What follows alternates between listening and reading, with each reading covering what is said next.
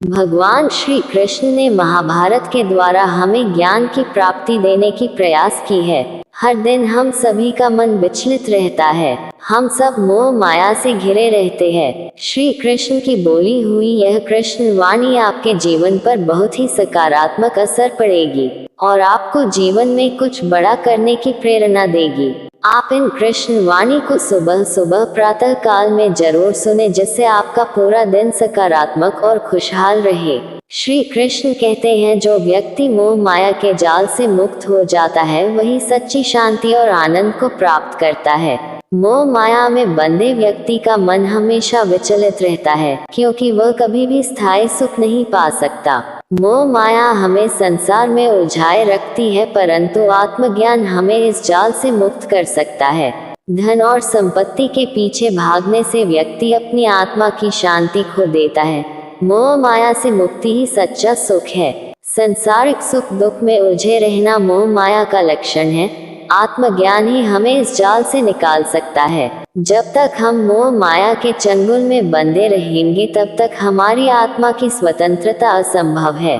जैसे जल में लहरें उठती हैं और शांत हो जाती हैं, वैसे ही मोह और माया की भावनाएं आती जाती हैं।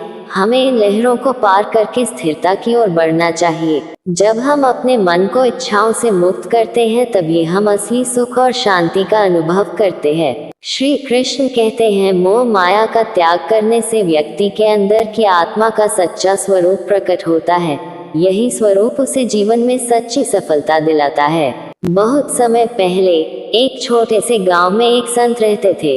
वे साधारण जीवन जीते थे और गांव के लोगों को धर्म और सत्य के मार्ग पर चलने की शिक्षा देते थे। संत के पास कुछ भी नहीं था, न कोई धन दौलत, न कोई संपत्ति। वे बस अपनी साधना और ध्यान में लीन रहते थे।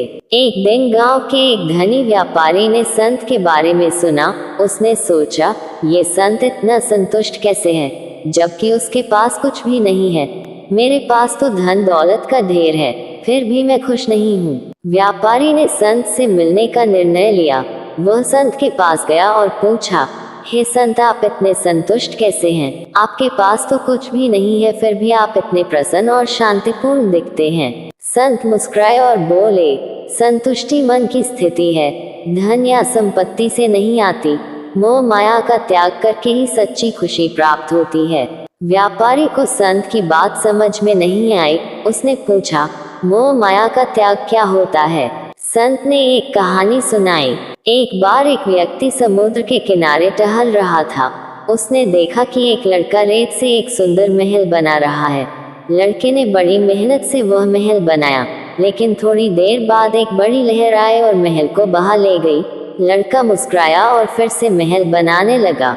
संत ने समझाया, वह लड़का जानता था कि रेत का महल अस्थायी है, इसलिए उसने महल के नष्ट होने पर कोई दुख नहीं किया। उसी तरह हमें भी इस जीवन के मोह माया को अस्थायी समझना चाहिए। ये संसार और इसकी वस्तुएं अस्थायी हैं। इन्हें पाने का मोह और इनके नष्ट होने का दुख हमें अपने जीवन के असली उद्देश्य से भटका देता है। व्यापारी को संत की बात समझ में आई।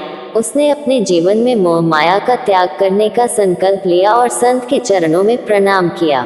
दोस्तों, इस कहानी से हमें ये सीख मिलती है कि भौतिक सुख सुविधाओं के पीछे भागने से सच्ची संतुष्टि नहीं मिलती।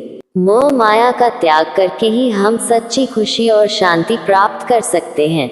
जीवन का असली उद्देश्य आत्मज्ञान और दूसरों की सेवा में है, न कि धन दौलत के संग्रह में। मोह माया में उलझकर हम अपने असली उद्देश्य से दूर हो जाते हैं। सच्ची शांति और सुख प्राप्त करने के लिए मोह माया का त्याग करना आवश्यक है। जब हम अपने मन को इस भौतिक संसार की चीजों से अलग कर आत्मज्ञान की ओर अग्रसर होते हैं, तभी हमें सच्चा सुख और शांति मिलती है। दोस्तों, इस वीडियो में बस इतना ही है। इस वीडियो को लाइक करके चैनल को सब्सक्राइब कर दीजिए। फिर मिलते हैं अगली वीडियो में। आप अपना ख्याल रखिएगा। जय श्री कृष्णा।